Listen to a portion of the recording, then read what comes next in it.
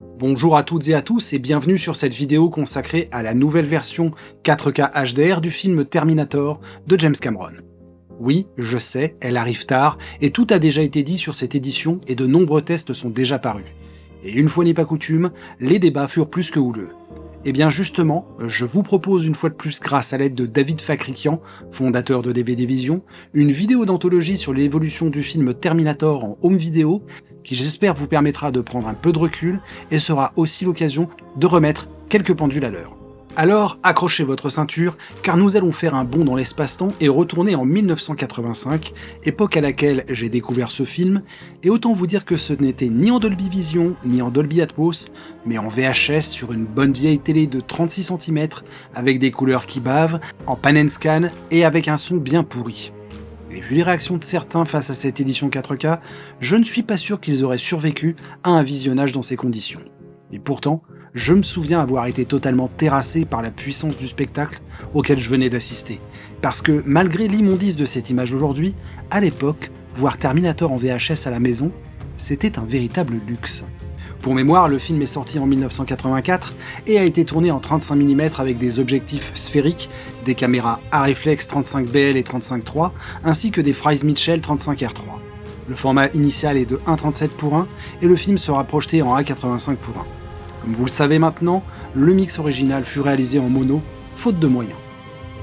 Avant de commencer, j'aimerais aussi attirer votre attention sur l'affaire Harlan Ellison, auteur d'un nombre incommensurable de nouvelles et scénarii pour des séries télévisées comme Au-delà du réel ou encore Star Trek.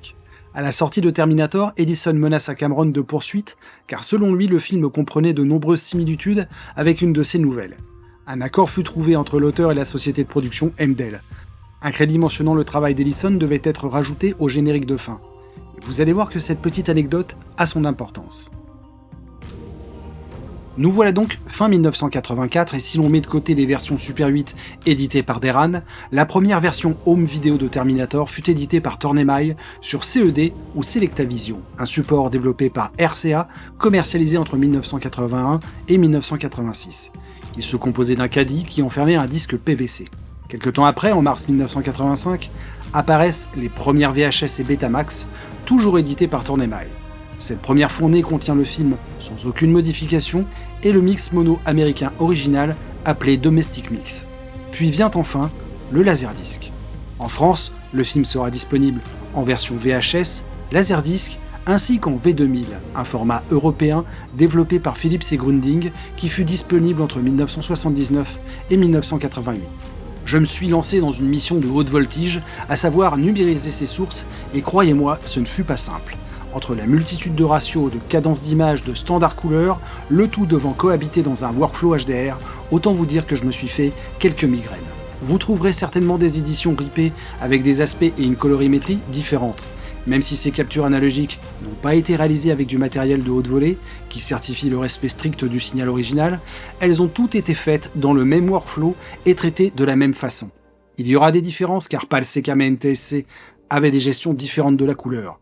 De plus, ces signaux sont digitalisés, donc affichés avec des tailles et des représentations colorimétriques qui ne correspondent pas forcément aux affichages de l'époque.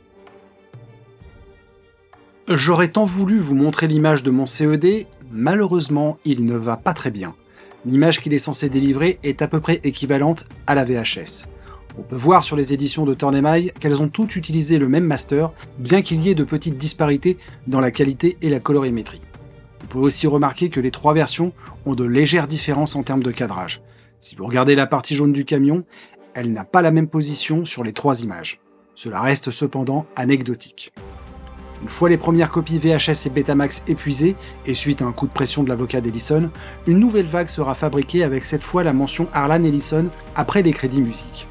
On peut voir ici à gauche la version Betamax, avec le crédit Ellison qui fut rajouté et défile de façon différente du reste du générique. À droite, vous avez la version initiale en VHS sans le crédit. Le crédit sera cependant absent du Laserdisc. Laserdisc qui était connu pour avoir un problème de vitesse. Le film, pour on ne sait quelle raison, était à une cadence plus proche des 25 images par seconde au lieu du 29,97 requis par le standard NTSC. Ce qui produit une légère accélération et modification de la tonalité de l'audio. Il semblerait que le souci de vitesse soit commun à la VHS et à la bêta, de cette même année si on compare avec le Laserdisc de 1991 qui lui défile normalement. Le mixage mono fut lui aussi modifié par la société Chess Productions pour être upgradé en une sorte de stéréo hybride qui n'est pas à proprement parler de la stéréo car les différences entre les canaux droite et gauche sont trop faibles. Le mystère reste entier sur cette piste. Avec cette vue d'ensemble, on peut voir que seuls la Betamax, la VHS et le Laserdisc ont des cadrages sensiblement identiques. Tous les autres formats ont un framing très différent. Malgré la mauvaise qualité de la version V2000, c'est celle qui offre l'image la plus large avec un format équivalent à du 1,66:1. En 1986, Vestron Video édite au Japon le film en Laserdisc et en VHD, un support assez populaire sur le territoire à l'époque. Comme le CD, il se présente sous la forme d'un étui recouvrant un disque vinyle. Et ces versions sont très différentes des précédentes. L'image du VHD est globalement beaucoup plus claire et saturée, et celle du Laserdisc est encore un cran au-dessus. Même si elle est techniquement d'une très belle qualité pour l'époque, sa tonalité globale confère au film un aspect totalement différent. En 1987, une nouvelle VHS est éditée par HBO Canon sur le marché américain. Cette version présente le crédit Harlan Ellison qui arrive un peu maladroitement en début de générique de fin, ce qui fait d'elle la troisième version du film. Une quatrième version sera faite pour la diffusion sur la chaîne HBO avec la réintroduction du logo Orion en présentation. Les plans de vue subjectifs du Terminator sont étirés. Cette version servira de base à un nouveau laserdisc proposé par Image Entertainment en 1989 aux USA afin de remplacer la version défectueuse de 1985. Il reprend le master de la diffusion sur HBO, mais n'intègre pas la mention Harlan Ellison, et contrairement à ce que dit la pochette, le film est bel et bien en mono, et cette fois à la bonne vitesse. Le Laserdisc de 1989 présente une teinte jaunâtre très prononcée.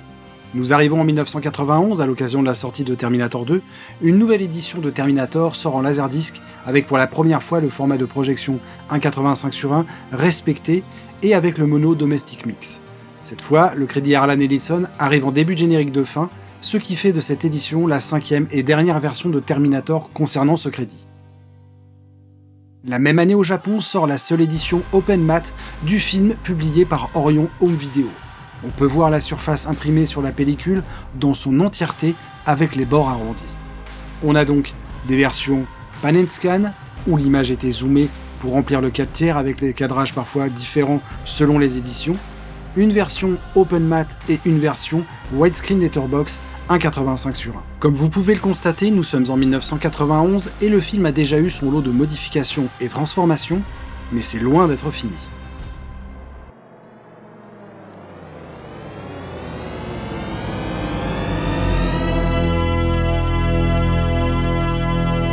En 1995 arrive une nouvelle édition Laserdisc THX publiée par Image Entertainment qui présentera le film avec un nouveau master qui fait office de référence en termes d'image pour de nombreux fans.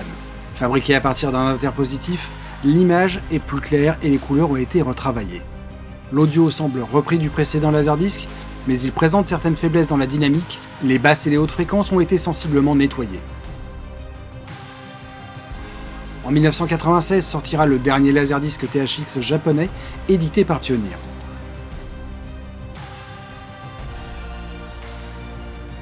Puis TF1 sortira une version collector en France, comprenant une VO et une VF.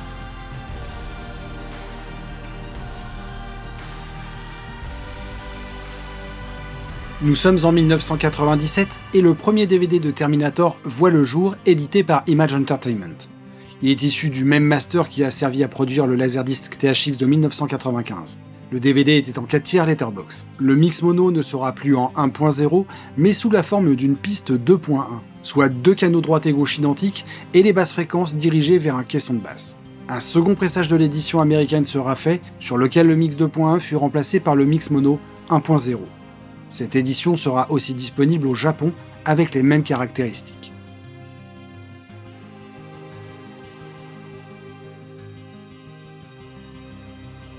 En France, Terminator sort aussi sous la forme d'un DVD édité par TF1 Vidéo.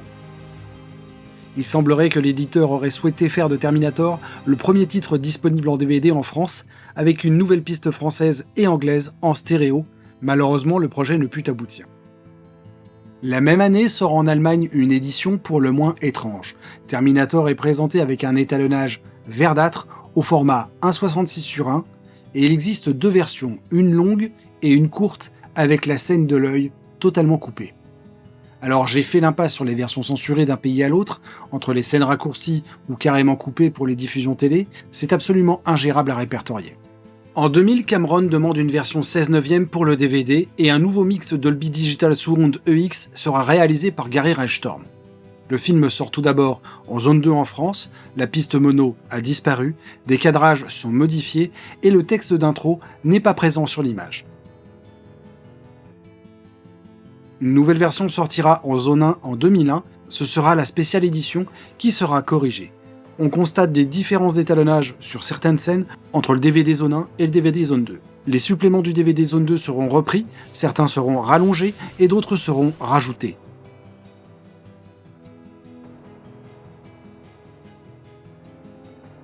Alors ouvrons la boîte de Pandore et regardons un peu plus près ces mix. Jusqu'à présent, on avait le Domestic Mix en 1.0 sur les VHS, Betamax, CED et les laserdiscs de 89, 91, 95 et 96. Le four stéréo sur le laserdisc de 85, le 2.1 sur le DVD de 1997 et en 2001, un nouveau mix mono en 2.0 est produit qu'on appellera Mix International. Et à quelques endroits, il y a des bruitages subtils qui apparaissent dans la mono de 2001, mais qui sont absents de la mono d'origine et de la nouvelle piste Dolby EX. Écoutez attentivement le passage où l'armurier prend le Uzi et le donne au T800, un cliquetis apparaît sur la nouvelle mono. You know your weapons, buddy. Any one of these is ideal for home defense. You know your weapons, buddy. Any one of these is ideal for home defense. You know your weapons, buddy. Any one of these is ideal for home defense. Idem ici, un crissement de pneus est prolongé sur le plan de Reese uniquement sur la mono de 2001. All right, listen. All right, listen. All right, listen. Il y a d'autres modifications de ci de là, mais les plus notables seront la réorchestration de la musique en 5.1,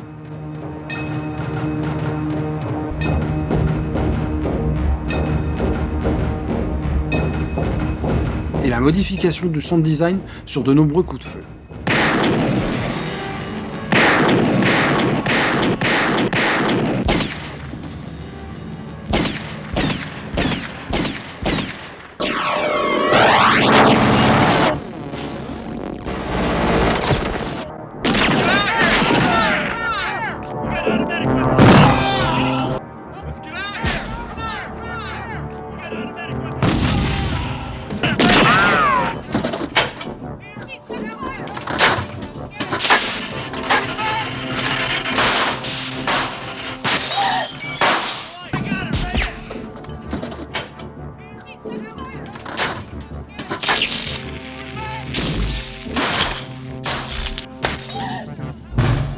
Autant dire que ce ne fut pas du goût de tout le monde. En 2003 sort un VCD à Hong Kong, puis une version UMD destinée à la PlayStation Portable. En 2005 sort une version Ultimate Edition en zone 2, avec une piste DTS HD Master Audio anglaise et française, mais toujours sans mono. Cette édition reprend la version de l'édition zone 2 précédente, mais contient cette fois le carton sur le générique de début. L'image semble traitée pour atténuer les saletés et semble moins définie que la précédente édition. En 2006 sort le premier Blu-ray Full HD qui reprend le même master qui a servi pour le DVD de 2001 avec une piste anglaise en 5.1 PCM non compressée. La qualité d'encodage laisse à désirer, on est encore à MPEG 2 et les salissures et autres imperfections n'ont jamais été autant visibles. Nous arrivons enfin en 2012 où le film ressort dans une version totalement restaurée au niveau de l'image par Lowry Digital devenu Reliance MediaWorks et sera réétalonné par Skip Kimball qui avait déjà collaboré avec Cameron sur Abyss, Terminator 2, Titanic et Avatar. Le nouvel étalonnage fera grincer des dents beaucoup de fans. Le disque ne contient toujours pas le mix mono d'origine et de nombreux bonus ont disparu. Arrêtons-nous un instant sur cette restauration. Les négatifs originaux ont été scannés en 4K et des fichiers DPX logarithmiques ont été produits. Ce sont des images à bas contraste qui contiennent énormément d'informations permettant d'être ensuite traitées en post-production. Ces fichiers sont ensuite confiés au département restauration. Toutes les rayures, salissures et autres défauts sont méticuleusement corrigés image par image. Les plans sont ensuite assemblés pour reconstruire le film et on obtient ainsi un digital intermediate, vraisemblablement en 2K, qui sera étalonné pour produire la version HD SDR Rec 709 pour le home vidéo et la version DCI-P3 pour les salles de cinéma. Pour info, ces fichiers logarithmiques permettent aussi de produire du HDR, mais ce ne fut évidemment pas le cas en 2012. Que l'on aime ou pas le nouvel étalonnage, Terminator a fait peau neuve, car depuis 1985 jusqu'à 2012, quelle que soit l'édition sortie, l'image était très sale. Voici toutes les éditions Laserdisc et DVD que j'ai récupérées, elles contiennent toutes les mêmes salissures à des degrés différents. Seule la version de 2012 en est débarrassée. Pour la première fois aussi, le film bénéficie d'une bien meilleure gestion de la dynamique et des hautes lumières. Le fait de scanner en logarithmique permet de récupérer bien plus de détails que les précédents télécinémas. Concernant les changements de colorimétrie, on y reviendra plus tard.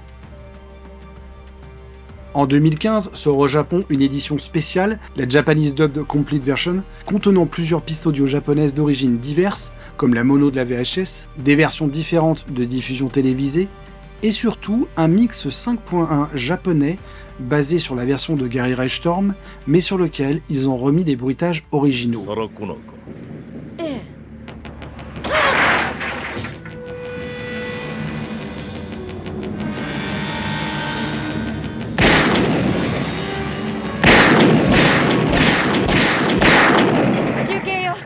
Ils ont même recollé les bruitages qui avaient été ajoutés sur le mix international mono de 2001, comme le crissement de pneus.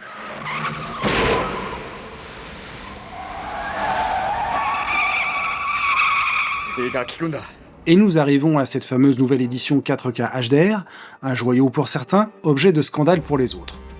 En termes de suppléments, comparé aux éditions précédentes, c'est tout de même assez pauvre. On retrouve les scènes coupées avec ou sans commentaires de James Cameron, la création de Terminator, les effets spéciaux et la musique, Terminator au plus près de la réalité, et force implacable, l'héritage de Terminator.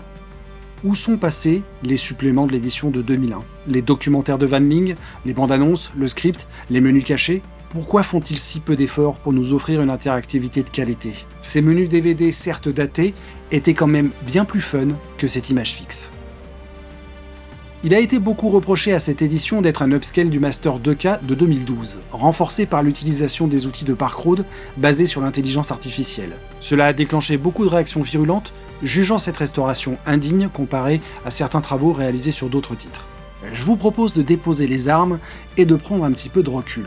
Comme je viens de vous le montrer, de 1985 à 2012, le film a eu de très nombreuses éditions, et toutes ont été faites à partir de télécinéma, un appareil qui permet de filmer la pellicule et retranscrire l'image directement en vidéo. La qualité, la précision et la fidélité de restitution des couleurs sont bien inférieures à ce que peut produire un scan de pellicule. Le film a été restauré en 2012. Pourquoi voulez-vous absolument qu'on refasse une restauration d'un film qui a été restauré il y a 10 ans ? Il ne s'agit ni plus ni moins du portage de la version de 2012 sur un Blu-ray 4K HDR. Tout comme on est passé du Laserdisc au DVD, tout comme nous sommes passés du DVD au Blu-ray en 2006. Si on met de côté l'aspect esthétique, la restauration précédente a été faite à partir de scans 4K. Même si le digital intermediate était en 2K, ils l'ont juste mis à la taille au format HDR10 et Dolby Vision. Chaque sortie en 4K n'implique pas forcément une restauration, surtout si elle est récente. Vous allez me dire, c'est pas du vrai 4K, c'est pas du HDR. Alors, creusons un peu. Et je précise, je ne me fais pas du tout l'avocat de la défense, ni ne cherche à cautionner quoi que ce soit. Commençons par la taille de l'image. Je vous propose un petit atelier. Voici un élément qui a été filmé par une caméra RED en 5K. Nous appellerons cette charmante jeune femme Janine. On va mettre Janine dans une timeline 4K et exporter une image 4K DPX 10 bits et exporter la même image en 2K DPX 10 bits. Je réimporte ces deux images, toujours dans une timeline en 4K. On voit bien que le 2K fait la moitié de la taille.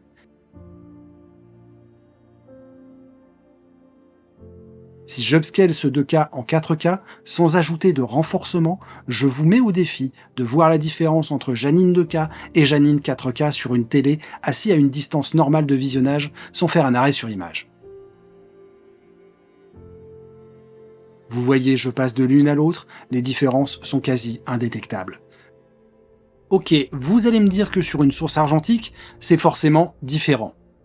Très bien, alors accrochez-vous. Je vous propose de reproduire cette expérience, mais cette fois en partant d'un positif 35 mm scope scanné à la résolution de 4096 par 3484 pixels en DPX 16 bits.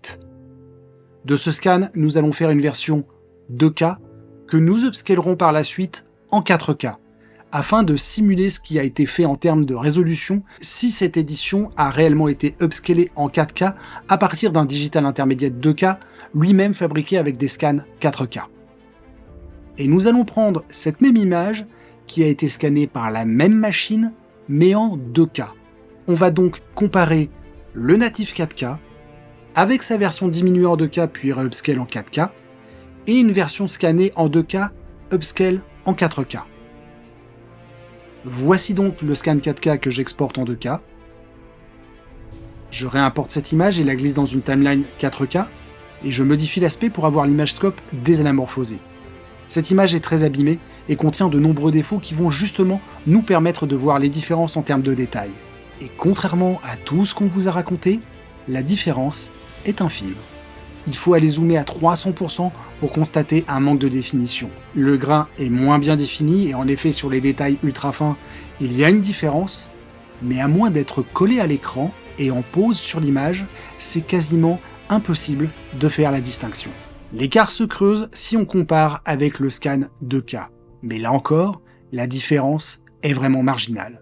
Si le scan a été fait dans de bonnes conditions en 4K, comme ça a sans doute été le cas sur Terminator en 2012, même si l'image est descendue en 2K pour être travaillée et étalonnée, le fait de la re-upscale en 4K derrière n'est pas un réel problème en soi.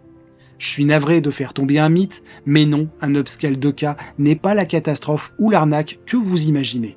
Je ne suis pas en train de vous dire que pour autant on peut travailler exclusivement avec du 2K. Mais ces polémiques sur les réseaux sont pour la plupart du temps stériles et propagées par des gens dont la plupart sont factuellement incapables de prouver ce qu'ils avancent. Dites-vous bien que ce que je viens de vous montrer ne fait évidemment pas office de vérité universelle. Il y a tellement de paramètres qui peuvent influer et qui font que chaque cas est différent. Regardez la différence de définition entre le Blu-ray de 2006 et celui de 2012, les deux sont en HD. Pourtant, les sources et moyens de fabrication sont totalement différents, et le résultat se voit à l'image. Abordons l'utilisation de l'IA et des soucis qui ont été pointés, notamment sur ce plan avec les déformations sur le visage de Linda Hamilton. On parle d'un plan de 11 secondes où seulement quelques images posent problème sur environ 2% de la totalité de la surface. Et si on fait une pause sur les images les plus choquantes, et que l'on compare avec la version de 2013, je suis désolé, il n'y a pas de quoi faire une manif. Ok, il y a quelques artefacts, mais on est en pause, zoomé à 300%. En mouvement, c'est tout à fait acceptable. Certains pointent des aberrations sur le logo Honda. Soit, elles sont certainement dues au flou de mouvement. Là, il y a encore des artefacts, mais vu la taille du logo dans l'image, je pense qu'on peut vivre avec. Je ne vous dis pas que c'est parfait, mais de là à crier au carnage, il ne faut peut-être pas exagérer. Si on compare avec la version de référence, à savoir le DVD ou le Laserdisc THX, on a de la bouillie à la place.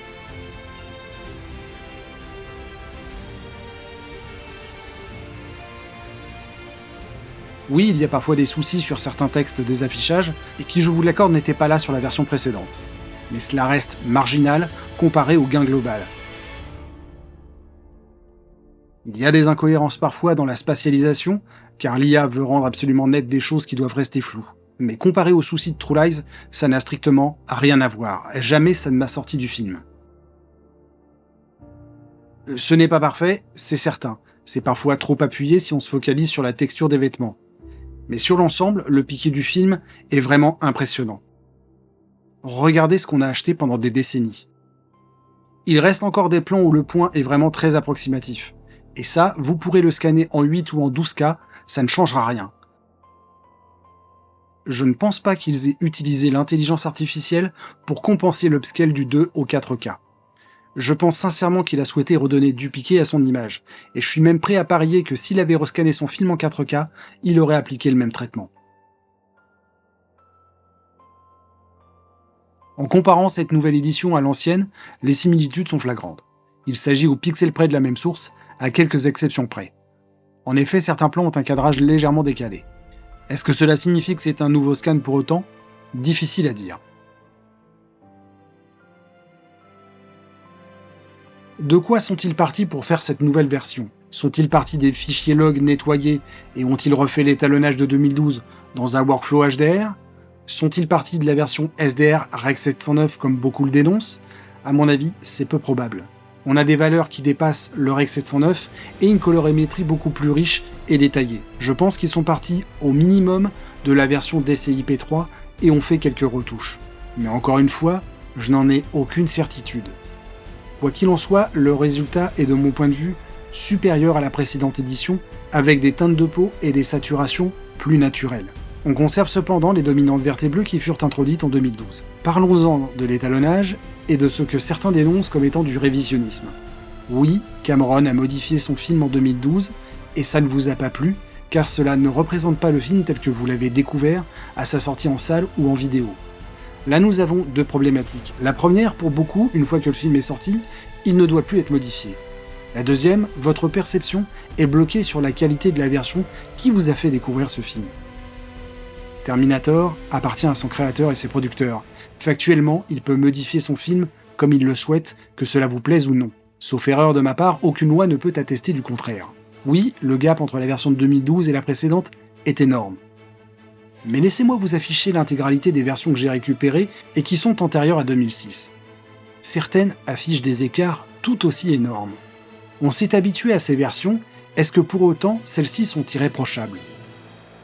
En regardant cette mosaïque, on voit des images avec des dominantes jaunes, roses, bleues. Laquelle est la plus juste? Pas la verte, me direz-vous.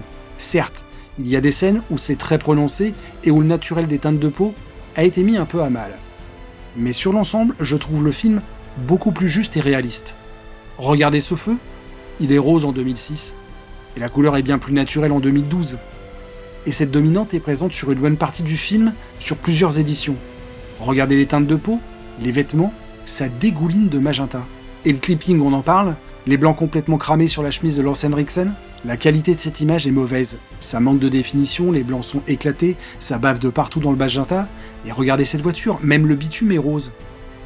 Pareil sur ce plan ensoleillé, la richesse et le détail de la colorimétrie sont bien plus grandes dans l'étalonnage de 2012 que dans le précédent, qui, une fois de plus, est très marqué par le magenta. Et on peut voir que ces modifications ne sont pas constantes sur tout le métrage. Sur cette scène, c'est beaucoup plus nuancé. Est-ce que la dominante bleue, sursaturée, est mieux sur cette image? Beaucoup rejettent l'image de 2012 parce qu'elle a été modifiée. Mais posez-vous la question de la qualité du transfert de 2006. Est-il vraiment respectueux du matériel original? J'ai vu des réactions de gens consternés par l'utilisation de l'IA et des déformations de l'image qui préfèrent largement le Blu-ray de 2006. C'est votre droit, je le respecte. Mais entre quelques aberrations sur une infime partie de l'image et une image manquant de définition, avec des blancs cramés, des dominantes qui dégoulinent, et bien sûr j'allais oublier des montagnes de salissures, personnellement, mon choix est vite fait. J'ai vu certaines captures d'écran pointer du doigt des différences entre la version HDR et la version de 2012, accusant celle-ci de faire du révisionnisme sur une version déjà accusée de révisionnisme. Alors, réinvitons Janine. Ce fichier est un fichier RAW, c'est-à-dire brut, qui contient énormément d'informations. On a la possibilité de le convertir dans n'importe quel espace colorimétrique désiré. Faisons une version HDR et une version SDR, mais sans appliquer aucune valeur d'étalonnage. C'est juste de la conversion d'espace à un autre. Voici Janine en HDR, et voici Janine en SDR, sur laquelle est appliquée une conversion supplémentaire pour afficher ce SDR correctement dans mon workflow HDR. J'espère que vous me suivez. Cette image possède des couleurs et des intensités qu'il est impossible de représenter correctement en SDR. Regardez son pull jaune, la couleur est différente entre ces deux versions. Regardez les hautes lumières, on a des brillances et de la saturation qu'il est impossible d'afficher en SDR. En voyant ces deux images côte à côte, et sans avoir aucune notion, certains pourraient parler d'étalonnage différent, voire de révisionnisme colorimétrique. Il n'en est rien, c'est exactement la même image. C'est juste que l'image de base est trop riche pour être affichée en SDR, d'où les différences avec le HDR. Voici la même source, en linéaire, puis en logarithmique, puis convertie pour s'afficher dans une salle de cinéma standard SDR, puis pour le Home SDR, puis le cinéma Dolby HDR, et enfin le Home HDR. Selon le type d'affichage, la perception est totalement différente. Revenons à cette image. Si je prends ce plan en HDR, que je le convertis en SDR, le résultat est sans appel. On a perdu de l'information et l'aspect ressemble à s'y méprendre à l'ancienne version du Blu-ray de 2012. Évidemment, il y a des différences, je ne suis pas partie du master, mais d'une version encodée. C'est la même image avec quasiment le même étalonnage, mais dans des systèmes d'affichage différents. Je ne dis pas non plus qu'il n'y a pas eu des modifications d'étalonnage de ci de là, mais on est dans le même jus, c'est la même source, qui s'affiche différemment selon le système utilisé. Ce n'est pas du révisionnisme. Chacune de ces images correspond à une technologie en vigueur à l'époque, et aussi à des partis pris, qu'ils soient du réalisateur ou des éditeurs, ou simplement des réglages de captation ou état de la copie. Qui peut me dire laquelle de ces images est la plus fidèle à l'original ? Qui vous dit que la version de référence de 1995 a encore un sens aujourd'hui ? Parlons un peu du HDR. Concernant la plage dynamique, l'apport du HDR est relatif. Si on récupère de temps en temps du détail dans les hautes lumières, c'est vraiment très léger. La plupart du temps, on a un rendu un peu plus lumineux, mais très proche de la version SDR précédente.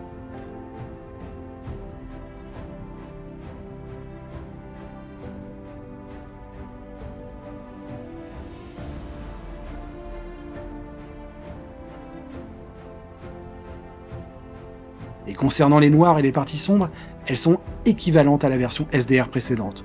Certains vous diront que les noirs sont abyssaux, je suis désolé, il y a des scènes qui manquent clairement d'informations dans l'image. Et c'est là mon plus gros souci avec cette édition. Que le film soit sombre, avec certaines dominantes de couleurs prononcées, ça ne me dérange pas. Mais ces noirs bouchés en HDR, je trouve ça vraiment dommage. J'ai vraiment eu un choc quand j'ai regardé la version laserdisc japonaise de 1986. De l'info sur la pellicule, il y en a. C'est même parfois le jour et la nuit. Maintenant, c'est sûr qu'en faisant un étalonnage aussi sombre, forcément, ces informations disparaissent. La vraie question, selon moi, c'est est-ce qu'en rescannant la pellicule aujourd'hui, on aurait plus d'informations dans l'image avec un étalonnage équivalent ? Et est-ce que ça justifierait le coût d'une nouvelle restauration où il faut tout renettoyer le film, image par image ? Et j'ai de sérieux doutes. Si cela me gêne que Titanic ou True Lies ne propose pas une image avec une plage dynamique plus riche, ici ça me pose moins de problèmes. Terminator est un film de 1984 qui se passe en 1984 avec des codes et un look bien à lui. Est-ce qu'on a vraiment envie que Terminator soit propre et rutilant avec des niveaux de contraste aussi élevés que John Wick ? Je n'en suis pas vraiment certain. Alors parlons du grain. Contrairement à certains, je suis bien incapable de vous dire que la structure du grain a été préservée en regardant un film compressé qui plus est sans avoir vu les sources avant restauration et étalonnage. Il y a de grandes chances que le film ait été dégrainé, traité, puis regrainé, vu que l'ensemble paraît très propre, cohérent et surtout uniforme. Alors faut-il enlever ou laisser le grain, en remettre du synthétique pour homogénéiser ?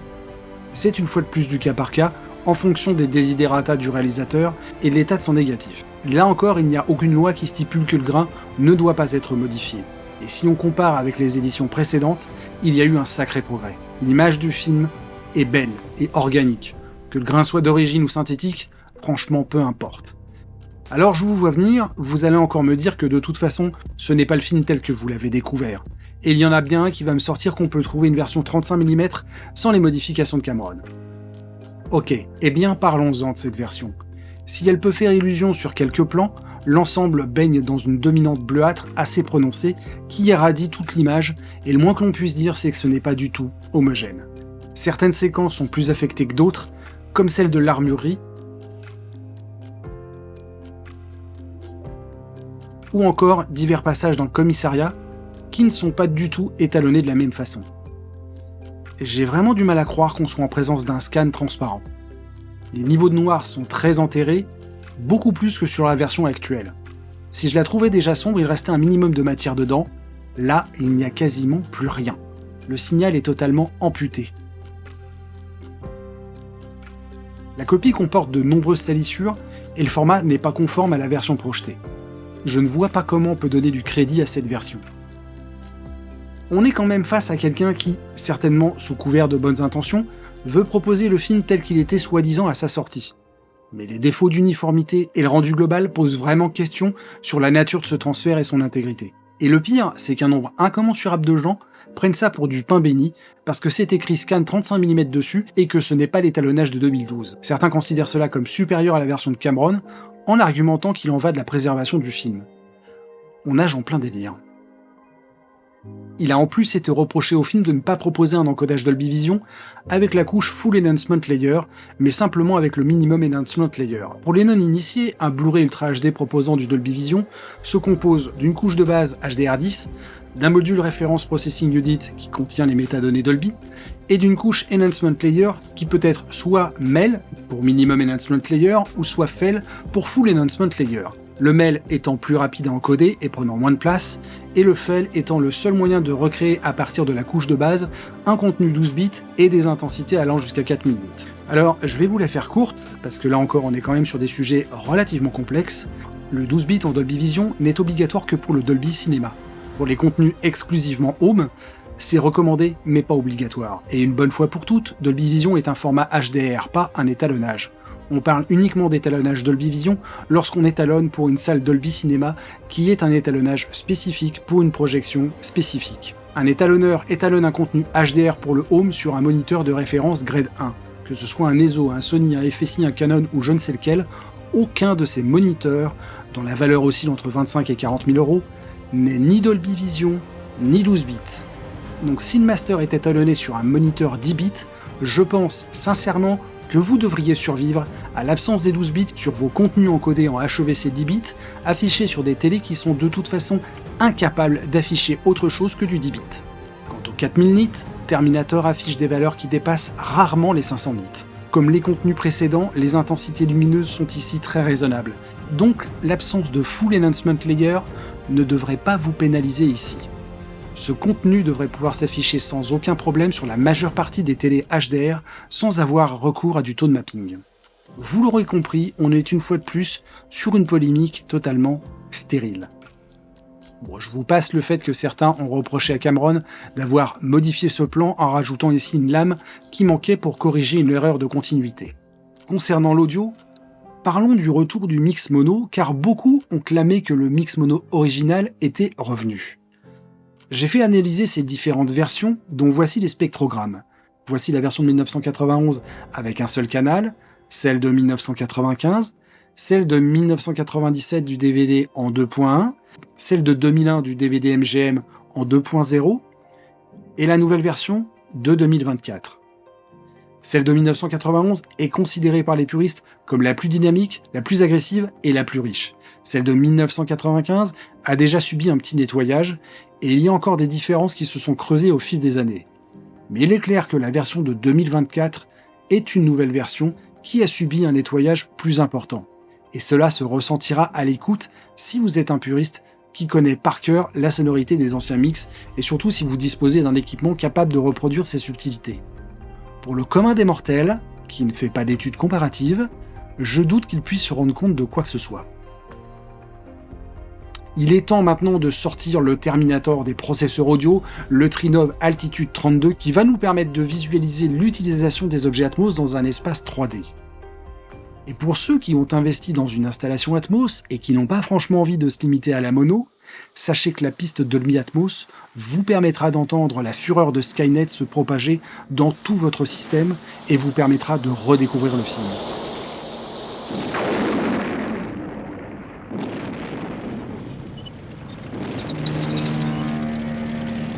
La spatialisation est superbe sur l'arrivée de Reese, qui est d'ailleurs bien mieux travaillée que l'arrivée du T800.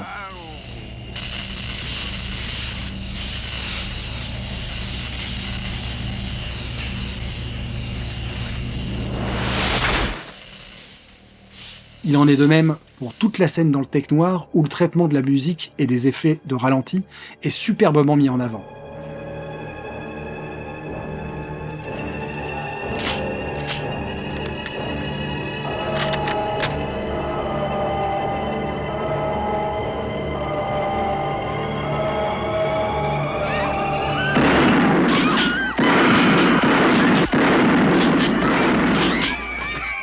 Et bien sûr, les séquences dans le futur sont un véritable terrain de jeu pour l'utilisation des effets en tout genre.